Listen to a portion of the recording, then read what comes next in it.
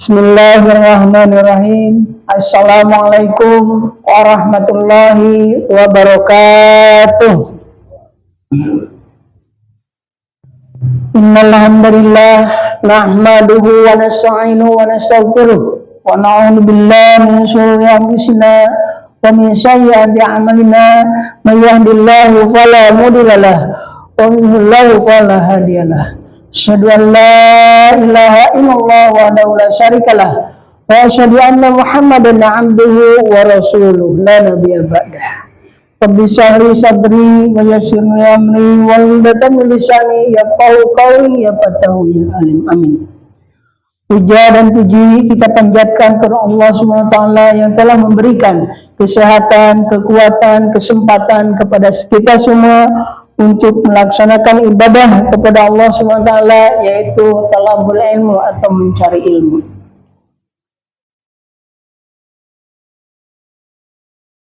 Qala Allah taala fi Qur'anil Karim, a'udzubillahi minasyaitonir rajim. Bismillahirrahmanirrahim. Wa min ayatihi an khalaqalakum min anfusikum azwajan litaskunu ilaiha wa ja'alakum mawaddatan wa rahmah. Inna fi dzalika laayatin liqaumin yatafakkarun. Shadaqallahul adzim wa shadaqa rasulul karim.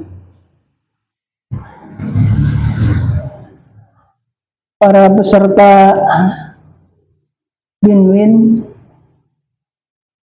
alhamdulillah kita bisa bertemu lagi di dalam judul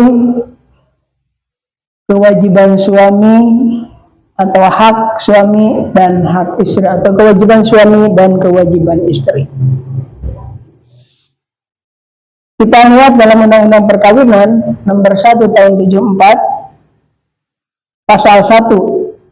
Perkawinan adalah suatu ikatan lahir dan batin antara seorang pria dan seorang wanita sebagai suami istri dengan tujuan membentuk keluarga yang bahagia dan berakal berdasarkan kepada ketuhanan yang Maha Esa.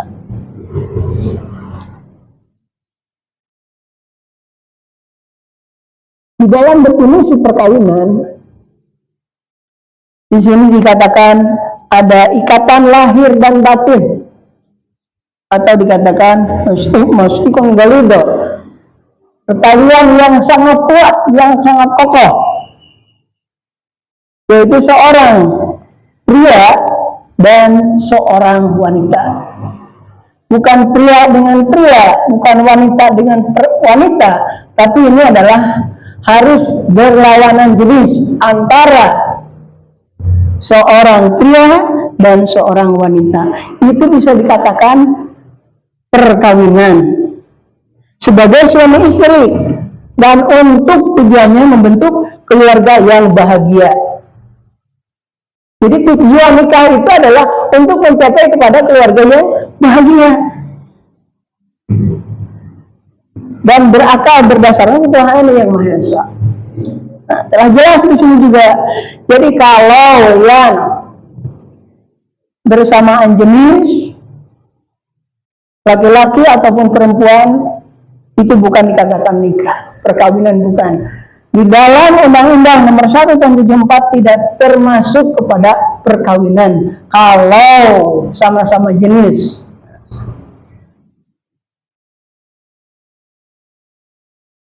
Tadi dalam Al-Quran telah yang awal, ayat awal, a'udzubillahi minasyaitonir rajim, bismillahirrahmanirrahim. Wa min ayatihi an khalaqalakum min anfusikum azwajan litaskunu ilaiha wa ja'alakum mawaddatan wa rahmah. Inna fi dzalika laayatin liqaumin yatafakkarun. Di antara tanda-tanda kebesaran Allah bahwa Dia menciptakan pasangan-pasangan untukmu dari jenismu sendiri. Maksudnya adalah dari laki-laki dari tulang rusuk. Sebagai contoh dulu Nabi Adam, nah, Siti Hawa ini diambil dari tulang rusuk. Jadi kalau istri kita agak bengkok sedikit, maka pelan-pelan dibetulkan. Jangan sekaligus, nantinya akan patah kalau sekaligus. Itu contohnya seperti itu. Waja'alna bainakum mawaddah warahmah illa fi dzalika laayatil liqaumin yatafakkarun. Waja'alna kami jadikan baina di antara kalian itu mawaddah warahmah, cinta dan kasih sayang ada di sana.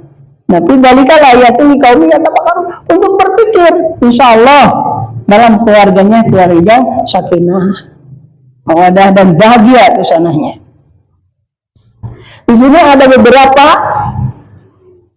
kewajiban suami supaya mencapai kepada kebahagiaan itu.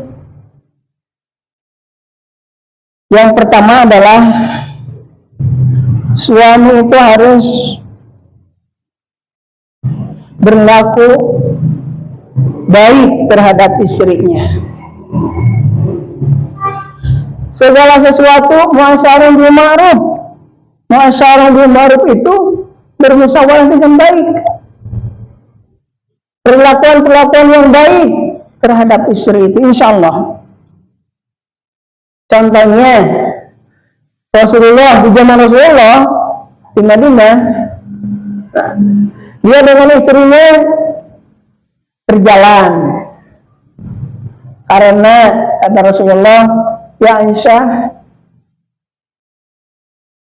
agak gemuk sedikit mungkin supaya dia agak kurus. Nah, diajak apa? Diajak berjalan ya Rasulullah. Sedang berjalan, mari kita lari. Nah, Rasulullah seperti itu. Nah, maka Siti Aisyah dan Rasulullah lari. Rasulullah sengaja dibelakangkan. Nah, alhamdulillah Siti Aisyah yang dapat di dalam hari tersebut. Nah, itu adalah suatu contoh untuk membahagiakan istri seperti itu. Jangan ingin menang sendiri di dalam rumah tangga itu. Itu contoh perlakuan suami terhadap istri.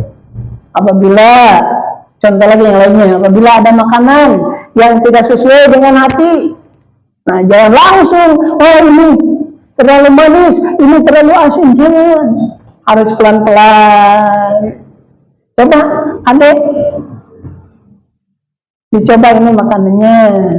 Nah, seperti itu pelan-pelan. Orang Sunda mah kudu malapah gedang.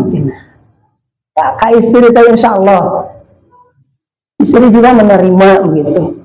Nah, perlakuan baik antara suami terhadap istri itu harus seperti.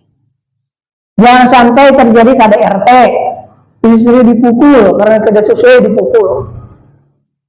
Kena hati, nah itu. Yang kedua adalah untuk kewajiban suami terhadap istrinya adalah menjaga dengan baik terhadap istri itu. Apabila istri kita ada yang menodai kehormatannya, kita yang pertama harus membelanya. Harga diri di keluarga itu, harga diri istri harus ada. Insya Allah kalau penjagaan kehormatan oleh kita dilaksanakan di dalam keluarga itu, insya Allah keluarga itu akan mulia dan bahagia.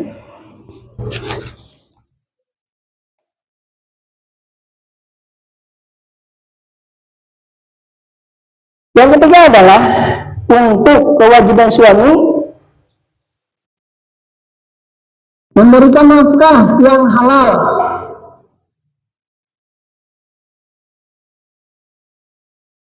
Sehingga yang sudah pun jangan dibawa ke rumah, jangan dikasihkan kepada anak dan istri, apalagi yang haram. Contohnya kita menemukan sesuatu di jalan, uang misalnya 100.000 dikasihkan ke anak, naudzubillah min dzalik. Anaknya nanti akan malas untuk beribadah, istrinya akan malas untuk beribadah. Itu dari hal-hal yang subhat. Apalagi kalau yang haram, masuk makanan jadi darah, setan masuk ke darah tersebut. Naudzubillah min dzalik. Malas beribadah, istri, anak juga sama seperti itu. Banyak melawan terhadap suami. Nah, itu kemungkinan dari makanan-makanan yang subhat, apalagi yang haram. Diupayakan untuk kita selalu mencari nafkah yang halal. Yang selanjutnya, kewajiban suami adalah menjaga aib istri. Yang sampai ke teman-teman kita, teman-teman laki-laki diceritakan, wah istri saya itu begini, semua dikeluarkan. Sama dengan memakan bangkai, naudzubillah min dzalik. Nanti di akhirat orang tersebut sudah memakan bangkai terus. Nah itu karena apa? Dia menceritakan aib-aib istrinya. Yang selanjutnya ya, kewajiban suami itu adalah membimbing istri.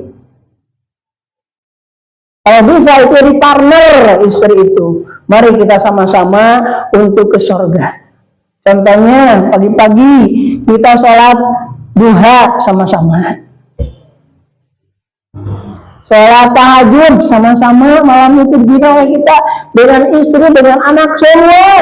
Alangkah indahnya kalau tiap malam seperti dilaksanakan di dalam keluarga. Sebelum kerja, nah, kita melaksanakan berjamaah sholat duha, subhanallah, nikmat sekali. Sekarang kan jam 4, jam 5 seperempat juga sudah bisa melaksanakan sholat duha. Setengah 6 juga bisa melaksanakan sholat duha, insya Allah. Sebelum pergi ke kantor, ke sekolah, anak-anak dibimbing, dibiasakan untuk melaksanakan ibadah-ibadah di rumah. Banyak ibadah-ibadah di rumah, membaca Al-Quran dibina oleh kita. Apakah anak kita, istri kita telah dibina surat Al-Fatihahnya? Nanti kita akan ditanya, pertanggungjawabannya di akhirat oleh Allah Subhanahu wa taala. Kita akan menjawab apa? Kalau kita sampai sekarang belum membina anak dan istri kita di dalam untuk beribadah. Nah, jadi calon-calon pengantin ini nanti ke depan harus seperti itu, harus dibina terus insya Allah.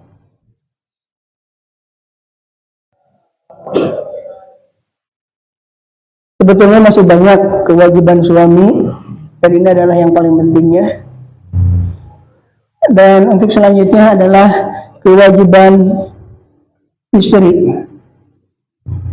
Yang pertama, kewajiban istri itu adalah mendukung keluarga, dukungan emosionalnya, moralnya, memberi motivasi untuk mencari nafkah kepada suami dengan yang halal seperti tadi. Yang kedua adalah memberikan rasa aman dan nyaman terhadap hubungan suami istri. Jadi si suami pulang ke rumah itu harus enak, tentram, nyaman. Jangan seperti di terminal, ke rumah pulang lagi seperti itu, kemana lagi. Nah itu tidak nyaman kalau seperti itu. Jadi diusahakan antara hubungan suami istri di rumah dimanapun harus nyaman. Kewajiban istri adalah menjaga kesehatan keluarga. Harus tahu tentang ilmu kesehatan, insya Allah dari kesehatan pun, dari puskesmas, dari dokter di sini dijelaskan tentang kesehatan. Ambil ilmunya banyak itu, insya Allah.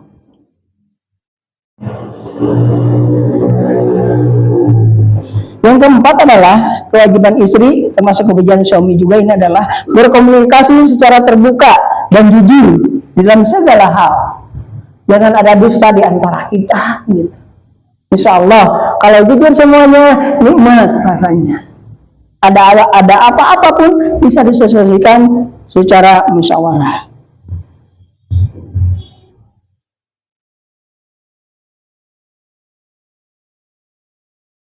Yang selanjutnya adalah kewajiban istri itu menghargai suami sebagai kepala keluarga. Ar-rijalu qawwamuna 'alan nisa. Laki-laki adalah pemimpin di dalam rumah tangga itu.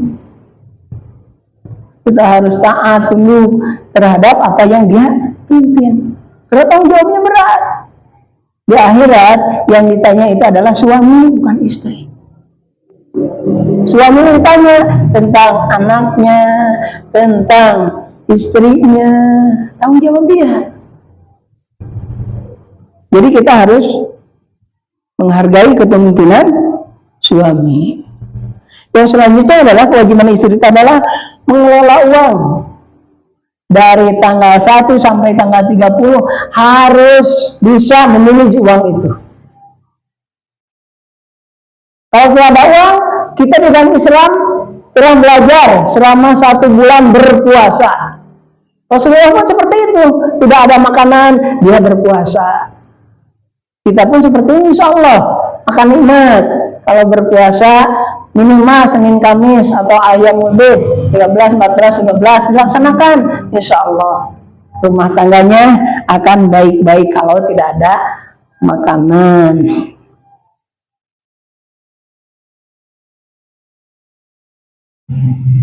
Yang selanjutnya adalah kewajiban istri menjaga rahasia keluarga. Jadi di dalam keluarga itu ada rahasia-rahasia yang tidak bisa dikeluarkan. Seperti tentang seksnya, seks suami, seks istrinya, ada bicara dengan yang lain. Kumpul-kumpul bicara dengan yang lain. Seksnya begini. Jangan.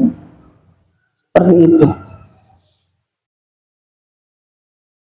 Memang waktunya sudah lebih daripada 15 menit. Mungkin itu yang bisa sampaikan. Mohon maaf kalau ada perkataan yang tidak baik dan menyinggung kepada kita semua. Mohon maaf. Wabillahi taufiq. Assalamualaikum warahmatullahi wabarakatuh.